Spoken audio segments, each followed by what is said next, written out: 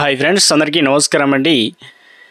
కేంద్ర ప్రభుత్వం సంచలన నిర్ణయం తీసుకుందండి. గూగుల్ పే, ఫోన్పే ఏదైతే వాడుతున్నారో వారందరికీ సంబంధించి మొత్తానికి ప్రభుత్వం అయితే తాజాగా ఫిబ్రవరి 1 నుంచి పనిచేయవంటూ ఒక గైడ్లైన్స్ అయితే తీసుకురావడం జరిగిందండి. ఆ వివరాలు ఏంటన్నది వీడియోలో తెలుసుకుందామండి.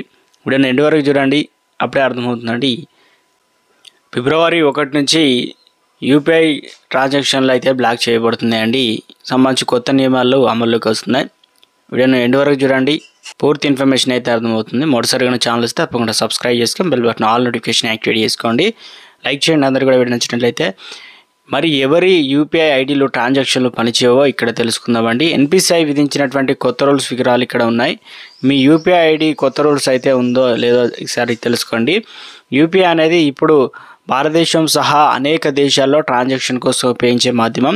నగరాల్లో కాకుండా గ్రామీణ ప్రాంతాల్లో కూడా యూపీఐ లావాదేవీలు ఎక్కువగా జరుగుతున్నాయి. కనీసం టీ తాగిన వారు కూడా యూపీఐ ట్రాన్సాక్షన్ చేస్తున్నారు. అంతలా డిజిటల్ పేమెంట్లు చెల్లింపులు పెరిగిపోయాయి. అందుకే ప్రభుత్వం కస్టమర్ల ప్రయోజనాలకు కాపాడడం కోసం అనేక చర్యలు తీసుకుంది. వాటిలో భాగంగా మరోసారి యూపీఐకి సంబంధించిన పెద్ద మార్పులు అయితే తీసుకురావడం జరిగిందండి. కొన్ని యూపీఐ లావాదేవీలను తిరస్కరించాలని national payment corporation of India నిర్ణయించింది.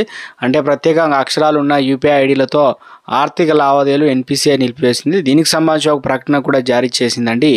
ఇక నిబంధనలు ఫిబ్రవరి 1, 2025 నుంచి అమల్లోకి అయితే వస్తాయన్నమాట. నిబంధనల ప్రకారం మెరిక్ అనగా న్యూమరిక్ అక్షరాలు ఉపయోగించే ఐడీలు కస్టమర్లు మాత్రమే ఇప్పుడు యూపీఐ ద్వారా ఆర్థిక లావాదేవీలు నిర్వహించగలరు. అంటే వినియోగదారులు తమ యూపీఐ ఐడీలో A to Z, small A to Z మధ్య అక్షరాలతో పాటు 09 మధ్య సంఖ్య ఉపయోగించిన ఐడీలను కలిగి ఉన్నాయి. @ ఇక %, వంటి ప్రత్యేక అక్షరాలు ఉన్న ఐడీలతో ఇకపై లావాదేవీలు చేయడానికి వీలు కాదు. ఈ నిబంధన పాటించని ఐడీలను ఫిబ్రవరి 1 నుంచి ఎన్పిసిఐ బ్లాక్ చేస్తుందన్నమాట.